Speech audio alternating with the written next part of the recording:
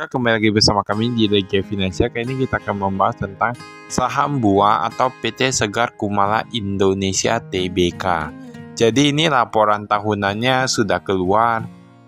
Kita lihat apa yang bisa kami temukan di dalamnya, di dalam laporan keuangannya. Ini seperti biasa ya, ada disebutkan direktur utamanya, lalu ada direktur utamanya itu Reni Lauren. Kemudian direktur yaitu Vianita Januarini. Nama kata ada di Jalan Danau Sunter di Sunter, Jakarta Utara.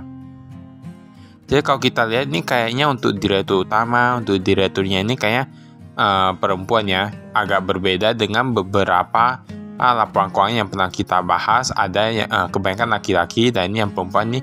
Dan nanti kita lihat bagaimana kinerjanya, apakah cukup bagus untuk perusahaan ini. Ini ada disebutkan untuk alamat domisili juga, ada di yang Jalan Kelapa Gading, ini kawasan elit ya. Lalu di sini kita lihat dikatakan nih satuan penuh tapi bentuk rupiah. Untuk kas dan setara kas ya, ini agak sedikit meningkat dari 125 miliaran sekarang menjadi 126 miliaran. Cukup bagus, piutang usahanya pun dia meningkat tapi gak gitu banyak. Dan pihak berelasinya ini menurun cukup banyak dari 17 miliaran sekarang menjadi 8 miliaran. Ini cukup bagus ya, kita lihat di sini. Persediaan berkurang cukup banyak nih. Dari 86 miliaran sekarang hanya tersisa 65 miliaran. Artinya berkurang kalau lebih 21 miliaran. Total aset lancarnya dari 321 miliaran menjadi 309 miliaran. Berarti yang paling berdampak itu kayaknya yang di persediaannya. Kemudian total asetnya dia sedikit menurun dari 345 miliaran sekarang menurun menjadi 340 miliaran. Dan nanti kita lihat sebenarnya dia penurunan asetnya karena hutangnya itu dibayar cukup banyak atau gimana ya. Untuk hutang usahanya ini yang dia bisa jangka pendek dia meningkat 45 miliaran menjadi 64 miliaran, tetapi yang pihak berhasil ini dibayar hutangnya cukup banyak nih ya. Kemarin mereka masih ada hutang 131 miliaran, tapi sekarang tersisa 81 miliaran. Artinya menjadi 151 miliaran jumlah yang dia hutang jangka pendek. Dan total hutangnya dari 191 miliaran menjadi 162 miliaran. Artinya ini berkurang cukup banyak, paling 29 miliaran gitu dia berkurang hutangnya. Dan ekuitasnya meningkat nih. Ekuitas meningkat 153 miliaran menjadi 178 miliaran. Hal ini menandakan bahwa perusahaan ini sebenarnya cukup bagus ya, dimana kita lihat hutangnya itu berkurang, ekuitasnya itu bertambah, dan persediaannya memang tadi dia agak berkurang ya, 21 gitu. Tapi kita lihat dulu itu labanya itu gimana ya. Labanya, penjualannya dan lain-lain. Ini ada liabilitas imbalan kerja karyawan. Penjualan netonya meningkat luar biasa dari 1,3 triliunan sekarang menjadi 1,7 triliunan. Dan untuk beban usahanya ini bahkan meningkat hanya sedikit saja. Beban umum dia agak cukup banyak, 67 menjadi 84. Pokoknya laba usahanya dari 34 miliaran menjadi 48 miliaran. Ini berarti ada peningkatan laba usaha nih.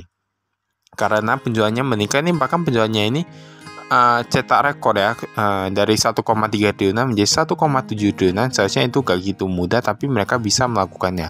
Berarti ini tadi direktur utama dan direktur ini tampaknya agak cukup bagus ya, dan manajemennya kayaknya agak cukup baik dan meningkatkan penjualannya.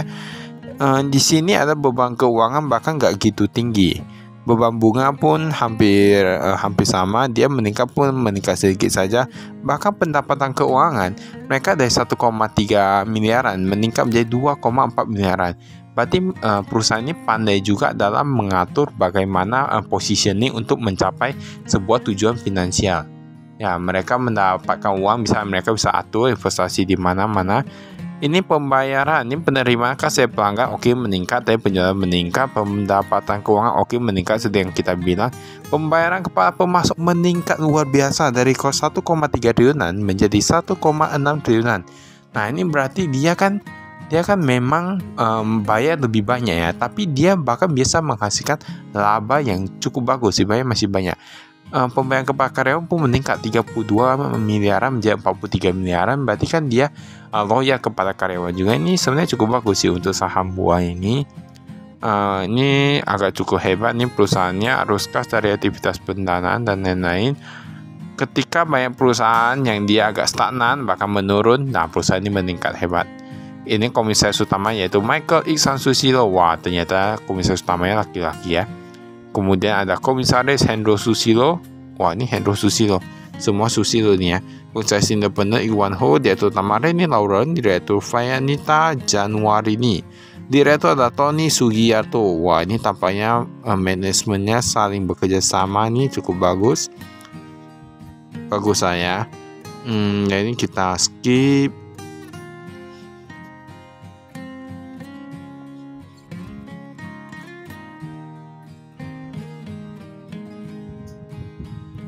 Nah, ini kita lihat ya.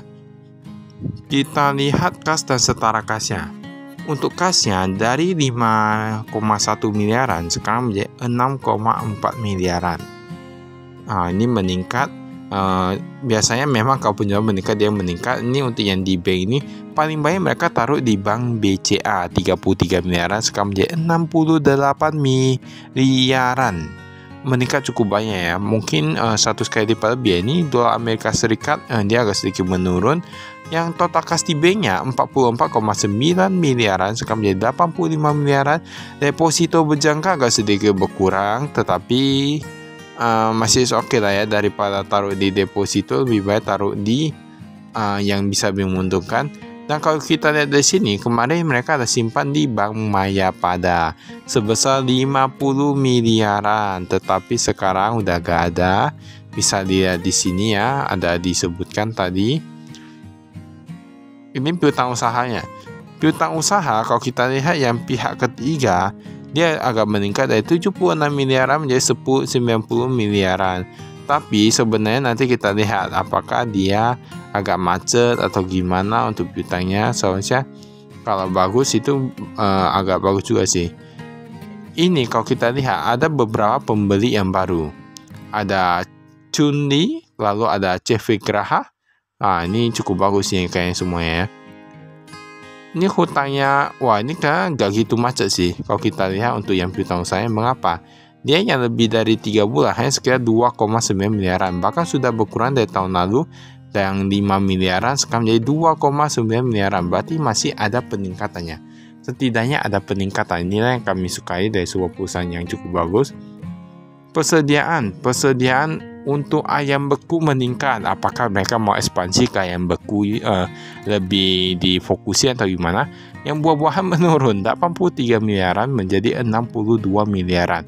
Ayam beku dari 2,7 miliaran menjadi 4,3 miliaran. Pernah gak nengok ayam beku sebanyak 4,3 miliaran?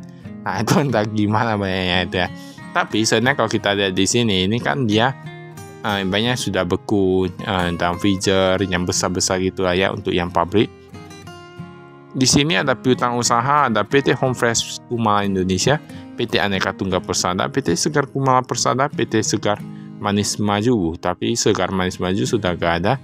Ada uang muka persediaan di Wahana Segar Natura. Lalu ada utang usaha juga di sini. Utang usaha agak sedikit menurun. Tapi memang ya kalau untuk yang perusahaan terbuka kita bisa lihat supply-nya dari mana, ibaratnya konsumennya itu siapa. Jadi ibaratnya kalau saat ini masih ada orang yang mengatakan masih takut untuk memberitahu kita ambil barang dari mana, kita konsumennya siapa. Nah itu kayak agak apa ya, karena di zaman sekarang informasi memang sudah begitu terbuka. Ini penjualan kalau kita lihat paling banyak di PT Segar Kumala Persada dari 59 miliaran menjadi 105 miliaran. Ini pembelian banyak juga yang di Segar Manis Maju. Ini kok namanya agak gitu beda ya. Segar Kumala, Segar Manis, Home Fresh, Sarana Maju, Manis Maju. Ini rata-rata ada segar, ada manis, ada maju.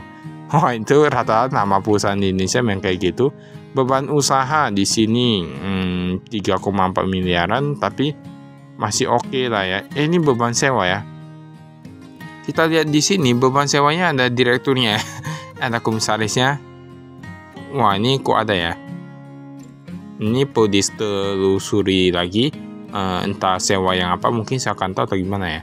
Ini ada aset tetap. Ini aset tetap bisa lihat dari sini.